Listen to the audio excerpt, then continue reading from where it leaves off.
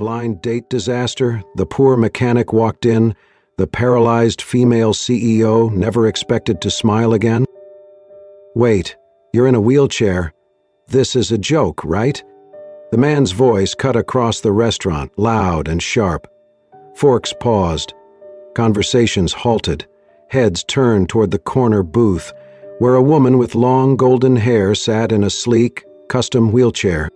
Isabel Hartley didn't flinch, but her hand tightened around the table's edge.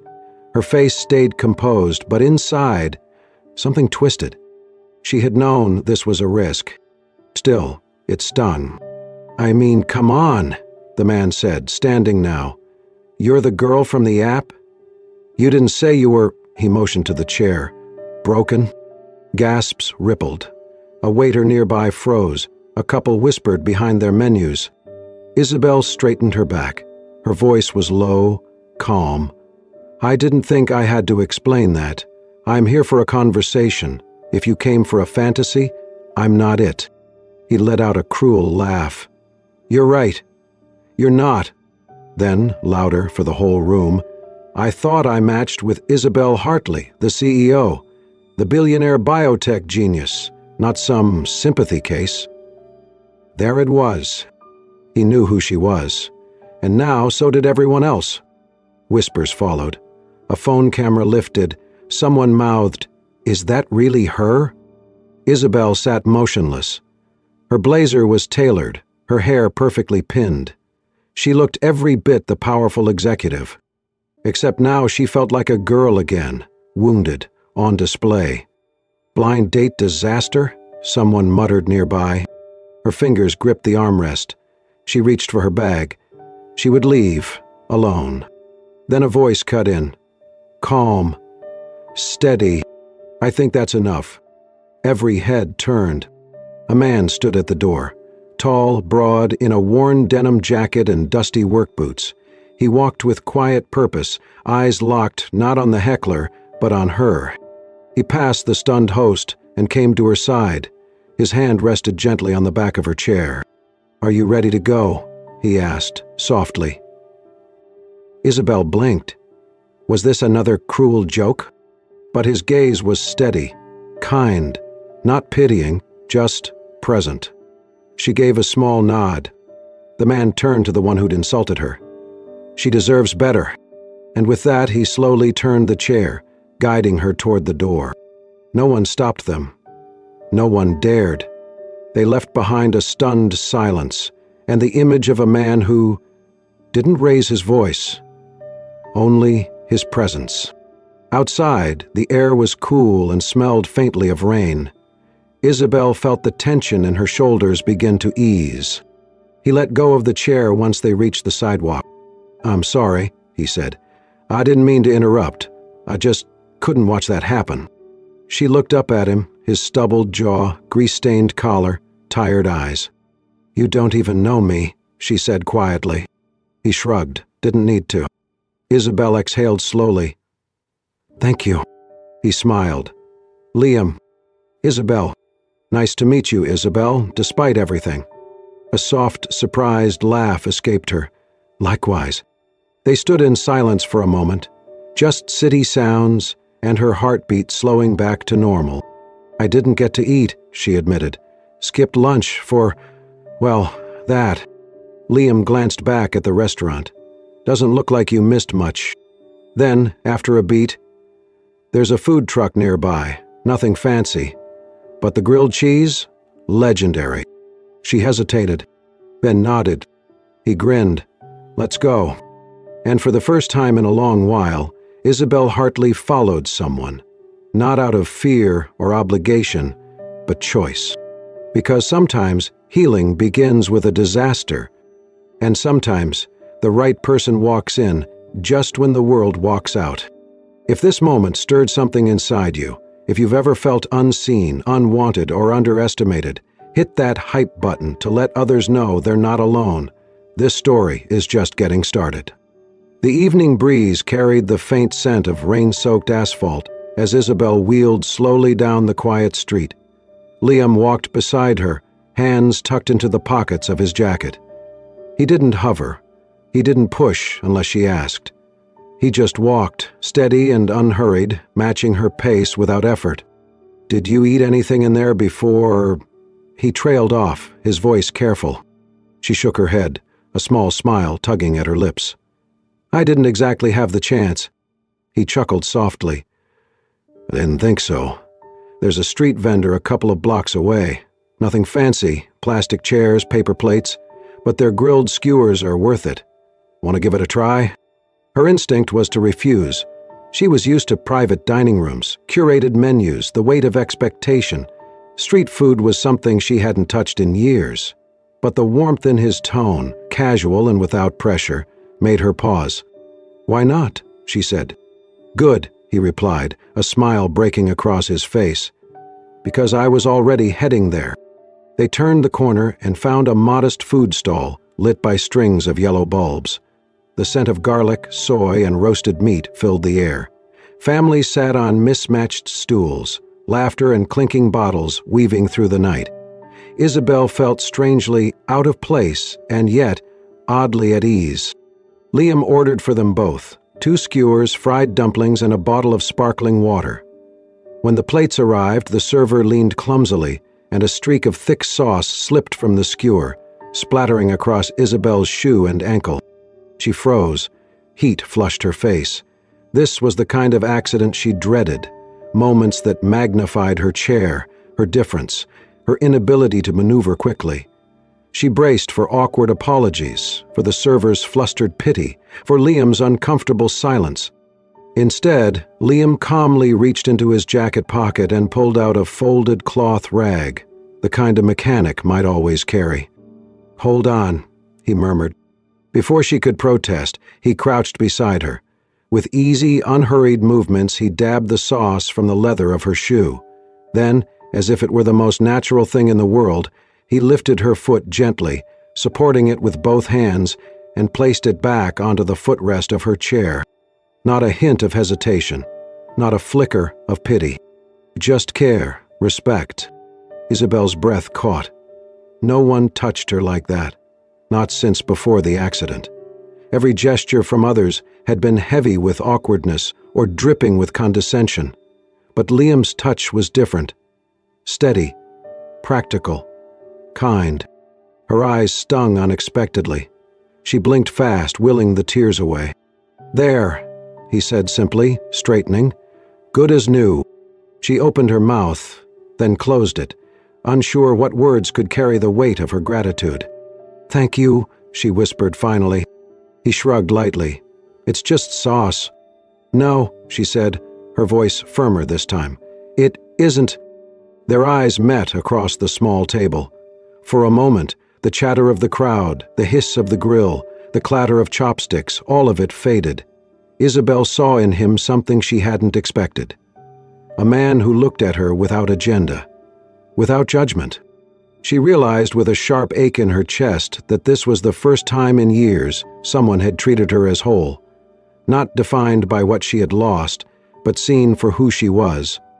Liam broke the silence with a smile, gesturing to the skewers. "Eat before it gets cold. Trust me, food like this doesn't wait."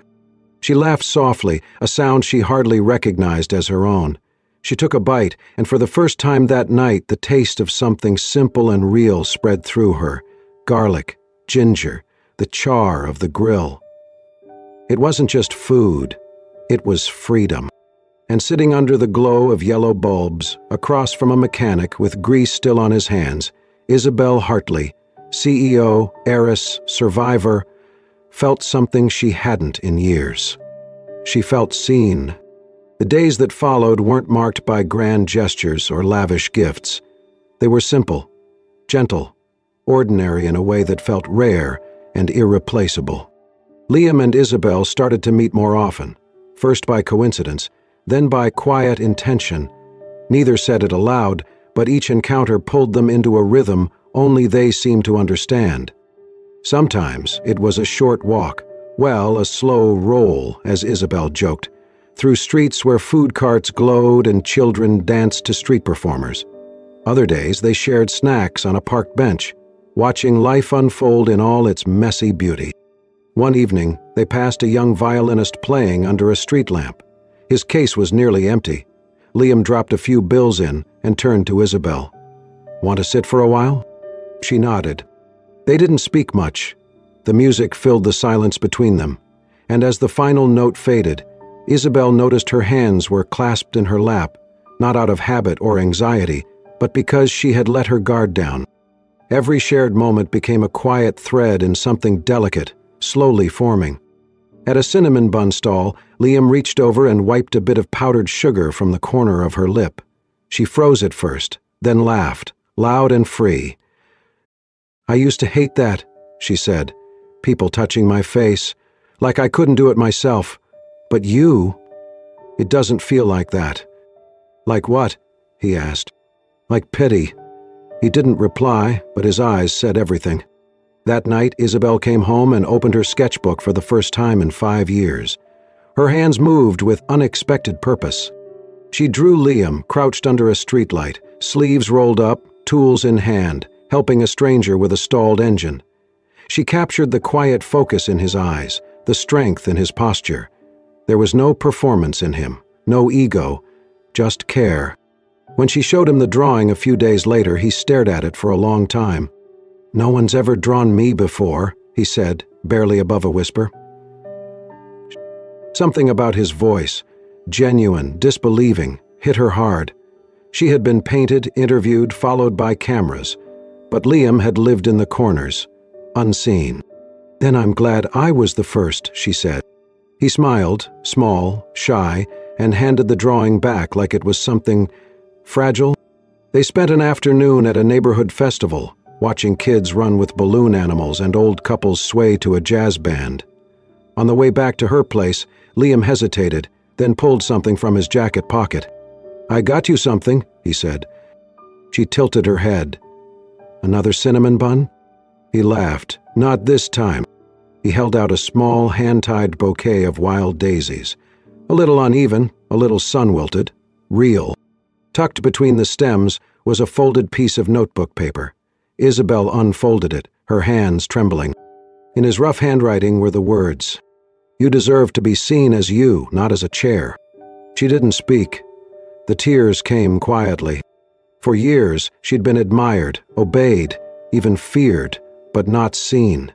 People noticed the CEO, the headlines, the wheelchair. Liam saw Isabel. Not her company, not her past, not her limitations. Just her. When she looked up, Liam's face was unreadable, unsure if he'd said too much. But she didn't let him wonder for long. "That's the most beautiful thing anyone's ever said to me," she whispered. He nodded, voice soft. "It's the truth."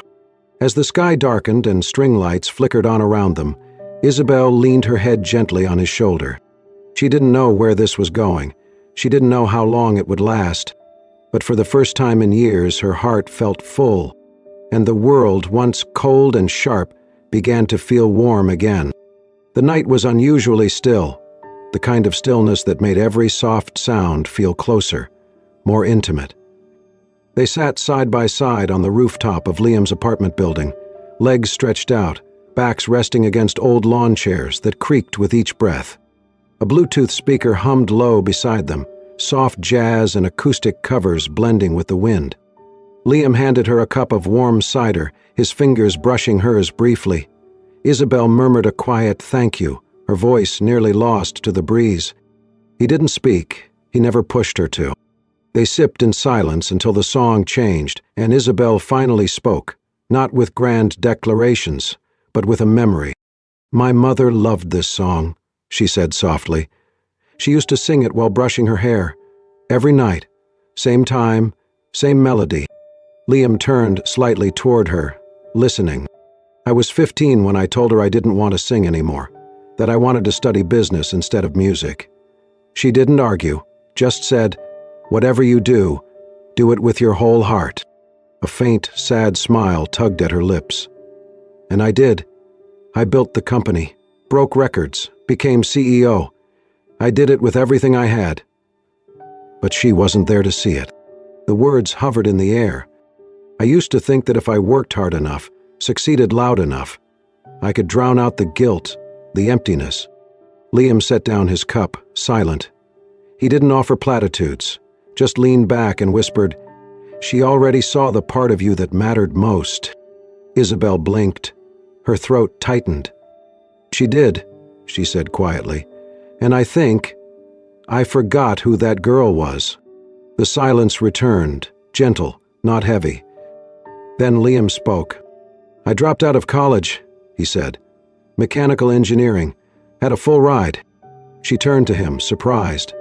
"My sister had a kid, then a relapse, drugs, disappeared. My mom was already sick, so I stepped in. Got a job at the shop.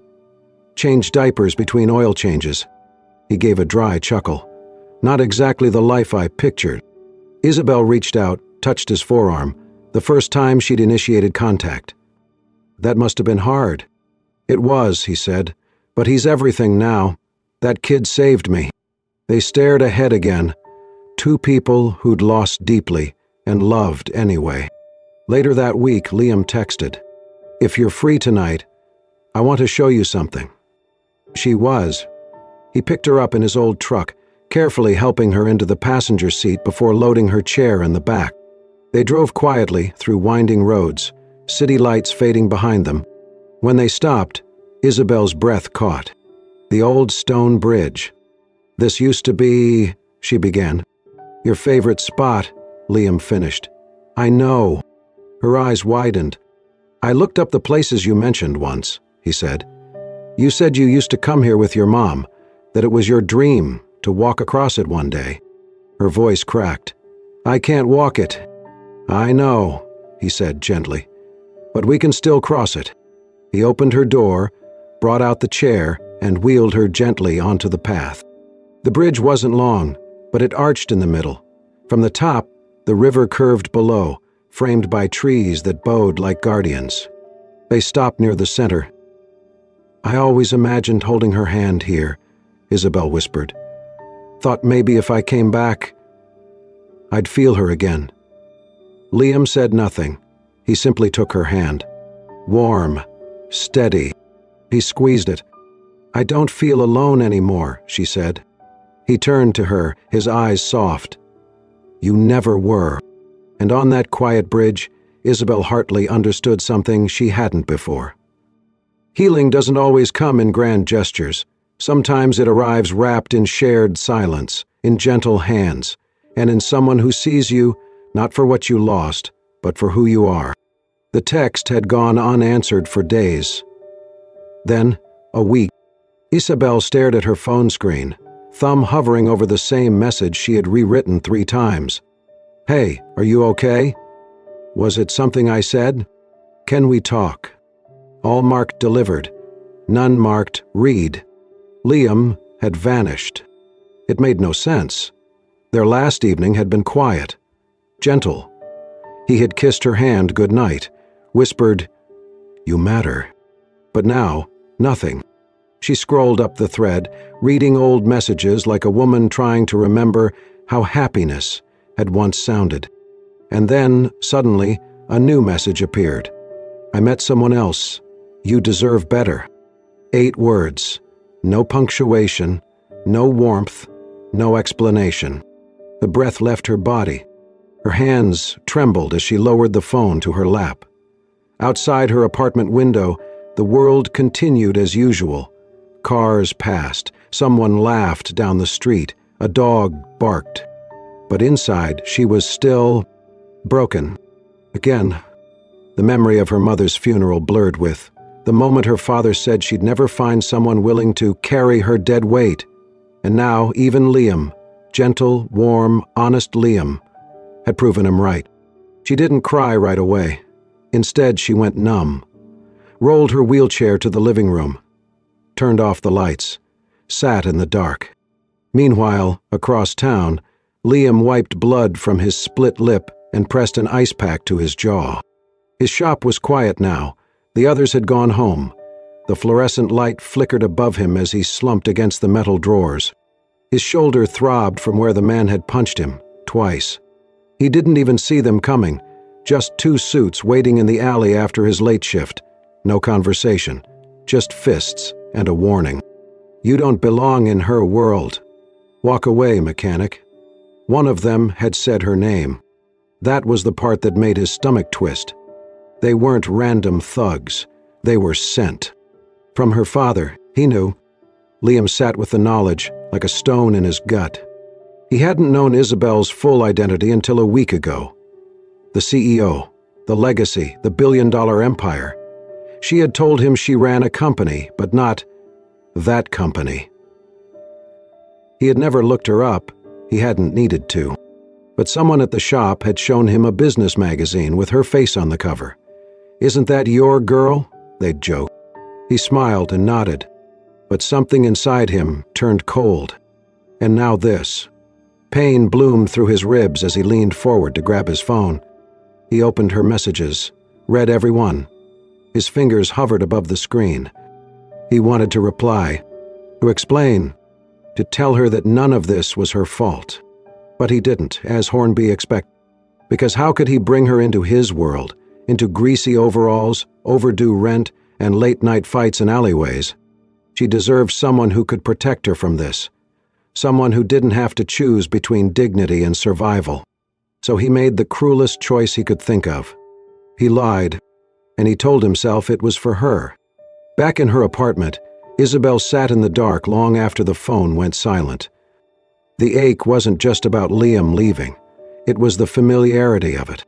People always left. Her mother, her father, emotionally. And now Liam, physically. The worst part wasn't the absence. It was how fast the silence filled in. She finally wheeled herself into her studio, staring blankly at the unfinished sketch on her desk. Liam under the streetlight, adjusting the wheel of a stranger's bike, unaware she'd been drawing him. She ripped it from the sketchbook, crumpled it, and let it fall. But even as it lay there, broken and wrinkled, she couldn't shake the memory of his hands lifting her foot so gently at that street food stall. No words, just care. She had trusted that. And now she wasn't sure what had been real. The rain was relentless. It came down in a steady curtain, drenching the empty streets and washing the city in a dull gray. Streetlights blurred into soft halos of gold as water streaked down everything, rooftops, windows, pavement. Isabel didn't care. Her cardigan clung to her skin. Her hair, once elegantly curled, now lay plastered and heavy over her shoulders. Water dripped from her lashes, soaked through the blanket she had tossed over her legs before leaving the house. She didn't know where she was going, only that she had to move. Had to breathe, had to feel anything but the ache clawing at her chest. The wheels of her chair spun slower with each block, dragging against the wet sidewalk. Her hands, pale and trembling, gripped the rims as she pushed forward. Each breath came sharp, choked. Rain mixed with tears until she couldn't tell one from the other. Liam's message echoed in her mind. I met someone else. The lie was too clean, too cold. It wasn't him. She knew it wasn't him. And yet, the silence had been real. The absence. The abandonment. Again, her throat ached with the weight of everything unsaid. She turned onto the familiar street near Liam's garage, more out of muscle memory than intent. Her heart knew its way there, even if her mind was trying to forget. The rain intensified. She paused under a flickering lamppost, blinking through the haze. Her hands slipped on the rims. Her breath hitched. And then, headlights. A car, fast, too fast, rounded the corner, its tires screeching against the soaked asphalt. Isabel tried to move. Her hands scrambled against the wet metal. But the wheel caught on a crack in the pavement. The car veered. A horn blared. And then, arms, strong, familiar, lifting her, pulling her up and out in a single motion. The world tilted. Rain exploded around them. And the next thing she knew, she was in someone's arms, pressed tightly to a warm chest, the impact of what could have happened slamming into her all at once. She gasped, looked up. Liam. His face was soaked, his hair dripping, his eyes wild. His chest rose and fell in short, panicked breaths. "You," she began, but the words caught. "I saw you crossing the street," he said, voice raw, "and then the car. God, Isabel." Her bottom lip quivered. Her eyes filled again. "You left," she whispered. "You left me." Liam's arms tightened. "I thought letting you go would protect you," his voice cracked. "I thought if I disappeared, your life would stay safe, untouched by all the mess that is me." She stared at him, stunned. "The message," she choked. "You lied." His nod was small, tortured. "I couldn't say the truth. Your father," he swallowed, "he sent people after me, told me to leave you alone. I didn't want you caught in the middle." Isabel's hand clenched the front of his soaked jacket. Her entire body shook, not just from the cold, but from the torrent of emotion crashing through her. "You think I needed protection from you?" she said. "What I needed was the truth. What I needed was you." Liam closed his eyes, forehead resting against hers, rain sliding down both their faces like falling stars. "I'm so sorry," he whispered. Her fingers rose to his face, brushed away a drop or a tear. And then, without thinking, without fear, she leaned forward and kissed him. There, in the middle of the empty street, soaked to the bone, heart pounding, breath shaking, she kissed him. It was not graceful.